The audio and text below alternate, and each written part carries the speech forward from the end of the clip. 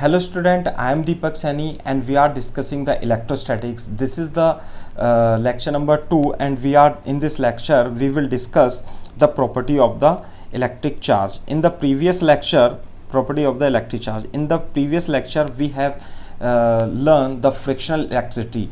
In the frictional electricity, what we have learned what is the frictional electricity and the reason of the production of the frictional electricity due to the movement of the transfer of the loosely bound electron to the other material, है ना. And we have also learned this table in which we have seen that from which the electron will transfer from one material to another material. So this was the thing.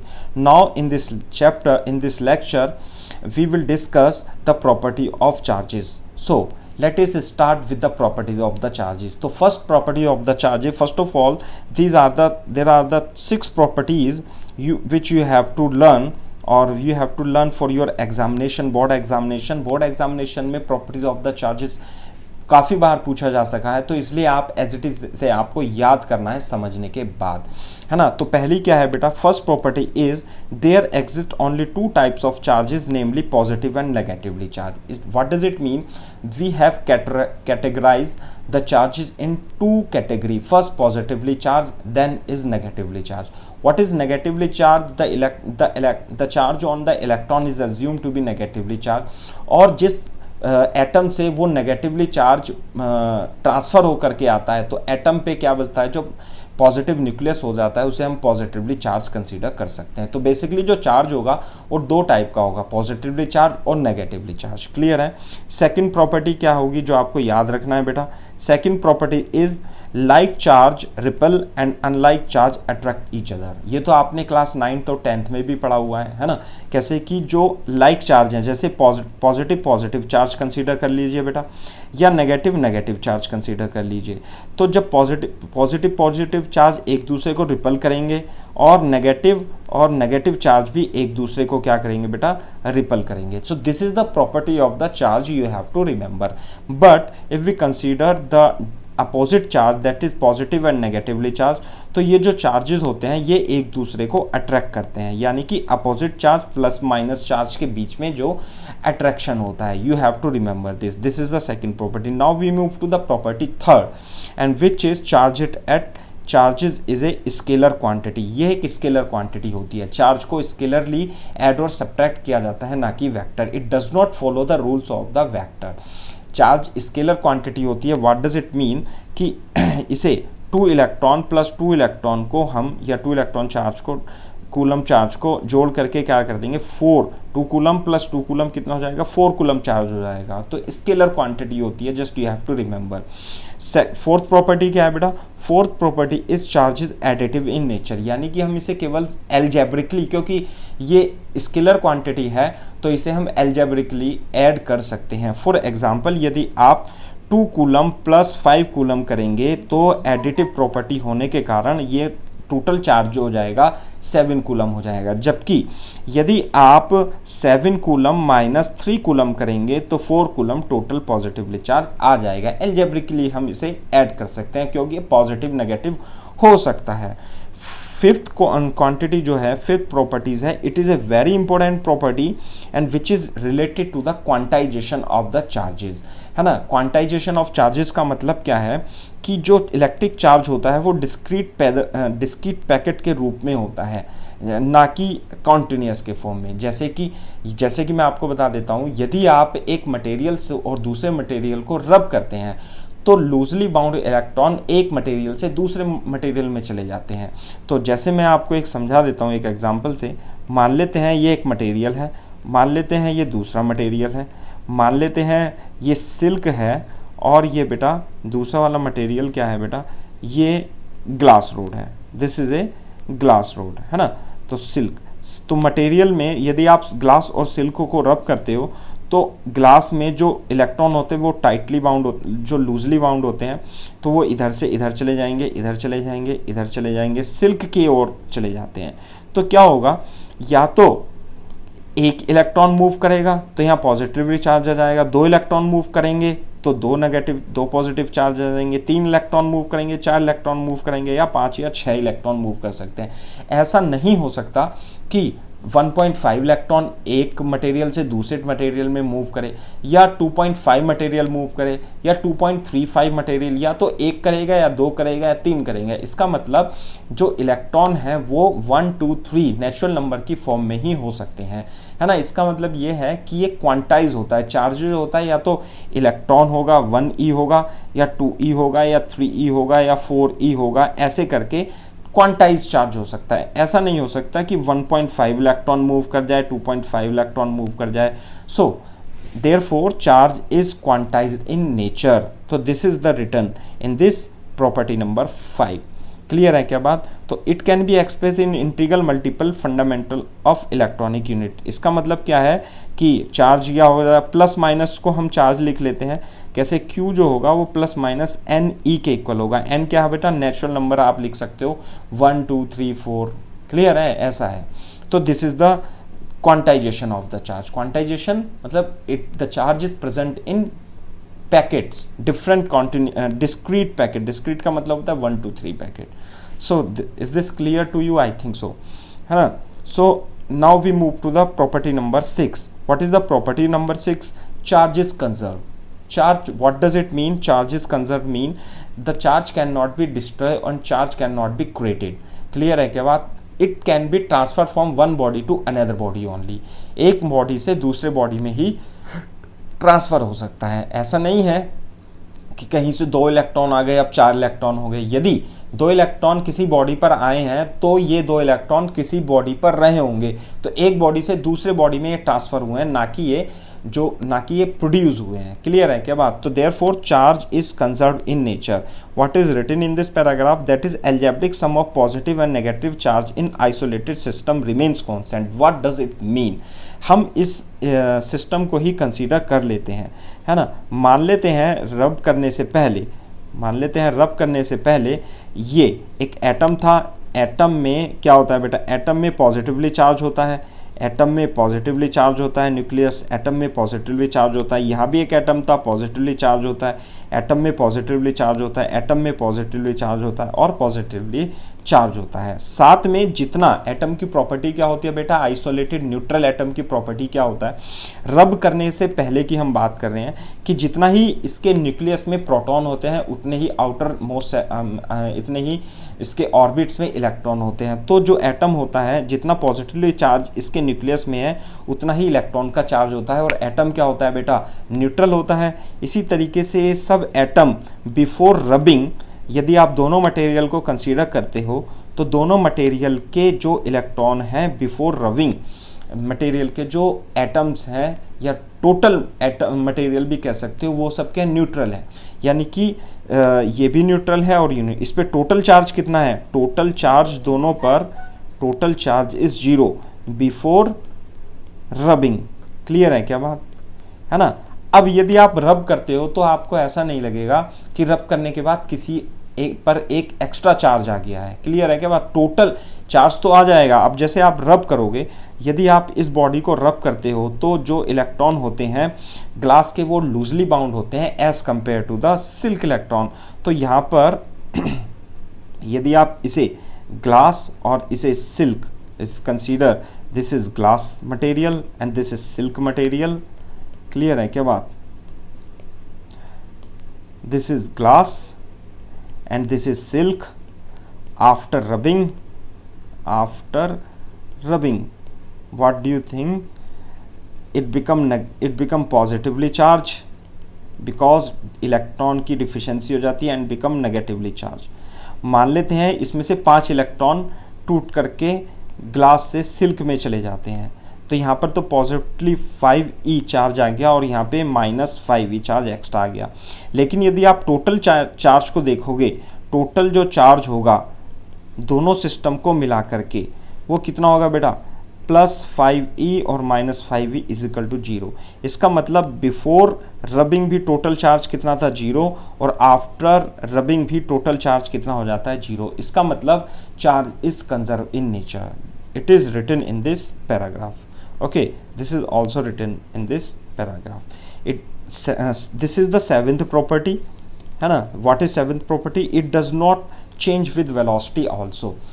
मास को ऐसा माना गया है कि मास can B, यदि आप मास को सोचते हो तो mass can be change with velocity, that is M naught root over 1 minus V square upon C square. Clear है क्या बात? ऐसा माना गया है कि मास जब चलता है तो उसकी वैल्यू कम हो जाती है, वो एनर्जी में कन्वर्ट हो जाती है. लेकिन चार्जेस के लिए ऐसा, ये थ्योरी ऑफ रिलेटिविटी में पढ़ाते हैं और जो कि हमारे सिलेबस में आउट ऑफ सिलेबस है अभी इस इंस्टेंट पर, तो है ना. लेकिन चार्ज इलेक्ट्रॉन के लिए ऐसी कोई थ्योरी नहीं होती कि यदि इलेक्ट्रॉन मूव करता है तो इसके चार्ज में कोई परिवर्तन आता है. क्लियर है क्या बात? तो therefore it does not change with velocity. So this is the seventh property of the charge which you have to remember carefully. Also each and every property is very important which can be asked in your board examination. Therefore you have to remember all the property carefully, है ना. Okay, next we move to the next paragraph. In the next paragraph one thing is written that although it is not included in our syllabus right now, but the discovery has been shows that the basic particle of atoms are not electron, proton, neutron. Rather electron, proton, neutron are made of quark particles. Clear है क्या बात? And the quark particles are up quark. This is the up quark and down quark. दो प्रकार के quark होते हैं. और अभी तो लेटेस्ट स्टडी में बिग बैंग्स थ्योरी में ये ऑब्टेन हुआ है कि ये क्वार्क भी डिफरेंट टाइप के पार्टिकल से मिलकर के बने होते हैं. क्लियर है क्या बात? तो now you have to remember this thing. Clear है. अब हम आते हैं नेक्स्ट लेक्चर पे, और जो लेक्चर नेक्स्ट पॉइंट पर, और जो है Coulomb's law between the 2 point charges, है ना. Coulomb's law of electrostatics. Coulomb's law of electrostatics क्या है? This law is made first of all for charge which is at rest and for 2 point charge only. According to Coulomb's law, when 2 point charges are placed at some distance, there is a attraction and repulsion. There may be attractive or repulsive force between two charges. The magnitude of the forces between these two charges is directly proportional to the product of the two charges and directly proportional and inversely proportional to the square of the distance between them. This is the Coulomb's law. It is written in this paragraph. मैं आपको एक बार पढ़ करके बता देता हूँ क्या है. It is for 2 point charges and Coulomb's law applies to stationary point charges. Clear है क्या बात? ये इंपॉर्टेंट रखने की बात है, ध्यान रखने की बात है. क्या? The electrostatic force of attraction, it may be of attraction or repulsion between 2 point electric charges, is directly proportional to the product of charges and inversely proportional to the square of distance between them and acts along the line joining two charges. And it acts because it is the force, therefore it should be direction, it should have some direction. This direction is along the forces along the line joining these two forces. For example, मैं आपको एक example से बता देता हूँ. जैसे कि मान लेते हैं ये एक Q1 चार्ज है और एक Q2 चार्ज है, तो इनके बीच में जो मैग्नीट्यूड की हम बात करते हैं, मैग्नीट्यूड की, है ना. द इलेक्ट्रोस्टैटिक फोर्स, यहाँ पे आप मैग्नीट्यूड भी लिख सकते हो, मैग्नीट्यूड. क्लियर है क्या बात? तो मैग्नीट्यूड बिटवीन टू फोर्सेज, है ना, फोर्स, इसे हम फोर्स ऑन 2,1 कंसीडर कर सकते हैं. इस पे लगने वाला force on 1 because of 2 consider करते हैं. तो मैग्नीट्यूड ऑफ फोर्सेस जो होगा 1,2 का जो मैग्नीट्यूड होगा या 2,1 का जो मैग्नीट्यूड होगा, it is directly proportional to Q1 into Q2 जो लिखा हुआ है. आप इसे केवल F से भी प्रोड्यूस कर सकते हैं, है ना. ऐसे आप ना लिखें तो it is better write down, जैसे कि आपने लिखा हुआ है स्लाइड में. F is directly proportional to Q1 into Q2 and inversely proportional to the distance between square of distance between them. यदि आप proportionality constant हटाते हो तो K Q1 Q2 upon R square आ जाता है. This is K. K is the proportionality constant इस proportionality constant को आप पॉजिटिव कांस्टेंट भी कह सकते हो, आप इलेक्ट्रोस्टैटिक फोर्स कांस्टेंट भी कह सकते हो, आप इसे कूलम कांस्टेंट भी कह सकते हो, और इसे 1/4 पाई एप्सिलॉन नॉट से हम रिप्रेजेंट करते हैं। क्लियर है क्या बात? जहाँ पर जो एप्सिलॉन नोड है it is the permittivity of free space. What is the permittivity of the free space? This is the characteristics of the free space, it is a constant of a free space, और इसकी value आपको याद रखनी पड़ेगी। Clear है क्या बात? तो k जो होता है वो 1/4 पाई एप्सिलॉन नॉट होता है। तो फोर्स की value between 2 point charges is k q1 q2 upon r square. The value of k is 1/4 pi epsilon not, and epsilon not, the value of epsilon not is, हम आगे बता देते हैं ना। दूसरा, this is in case of vacuum. Clear है क्या बात? यदि इन केस ऑफ, यदि आप मीडियम में कंसीडर करो, मीडियम का मतलब क्या है? ये एक Q1 चार्जेस है और ये एक Q2 चार्जेस है, और ये दोनों चार्जेस एक मीडियम में रखे हुए हैं। क्लियर है क्या बात? तो जब आप इन दोनों चार्जेस को मीडियम में रखते हो, तो जैसे कि जब ये दोनों चार्जेस वैक्यूम में रखे हुए, तो जो वैक्यूम की परमिटिविटी थी वो एप्सिलॉन नॉट थी, और इस मीडियम की परमिटिविटी आप E मान सकते हो, है ना? क्या मान सकते हो बेटा? E मान सकते हो। This is the permittivity of E। तो इन चार्जेस पर लगने वाला जो फोर्स होगा, है ना, वो अगेन Q1 Q2 के डायरेक्टली प्रोपोर्शनल होगा, 1/r स्क्वायर के प्रोपोर्शनल होगा, और जो k की वैल्यू आती है वो थोड़ी सी चेंज हो जाती है। यहाँ पर तो एप्सिलॉन नॉट आता है फ्री स्पेस की परमिटिविटी, लेकिन यहाँ पर E आता है एप्सिलॉन आता है, एप्सिलॉन नॉट नहीं एप्सिलॉन आता है, and this is the absolute permittivity of और डायलेक्ट्रिक ऑफ द मीडियम भी कह सकते हैं, है ना? डायलेक्ट्रिक कांस्टेंट भी, E को हम डायलेक्ट्रिक कांस्टेंट कहते हैं या परमिटिविटी ऑफ मीडियम भी कह सकते हैं। तो इन वैक्यूम में क्या जाएगा? यहाँ पर 1/4 पाई एप्सिलॉन नॉट आ जाएगा, और यदि आपको इन मीडियम लिखना है तो इन मीडियम जो फोर्स होगा 1/4 पाई E Q1 Q2 upon r square, you will write in this way. Clear है क्या बात? और E जो होता है बेटा, this is the permittivity of medium, और डायलेक्ट्रिक कांस्टेंट भी बोलते हैं, और जो E होता है वो E not multiply by E R के होता है ना? याद रखना है आपको ये सब चीज़ें। और ई आर जो होगा E अपॉन एप्सिलॉन नॉट के होगा, जो कि ऐसा लिखा हुआ है यहाँ पर। और ई आर को हम, ये तो हो गई बेटा क्या, this is what, permittivity of medium, permittivity of medium, clear है क्या बात, डिवाइडेड बाय परमिटिविटी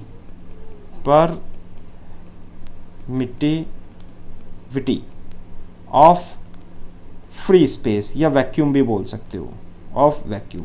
तो this is nothing but the E R is nothing but the relative permittivity, यानी कि ratio of medium divided by ratio of vacuum. और जो E की value होती है वो E नोट से हमेशा क्या आती है? ज़्यादा ही आती है। तो ई आर जो होगा वो हमेशा ग्रेटर देन 1 होगा। जैसे कि वाटर के लिए यदि आप कंसीडर करो तो वैक्यूम की, तो वाटर के लिए जो ई आर होता है वो 80 या 81 कभी कभी हम लिख देते हैं। ये आपको याद रखना चाहिए कि वाटर के लिए परमिटिविटी या डायलेक्ट्रिक कांस्टेंट भी आप इसे बोलते हो, ई आर को K से भी आप रिप्रेजेंट कर लेते हो।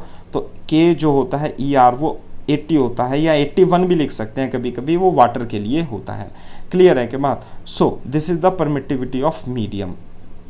क्लियर है क्या बात?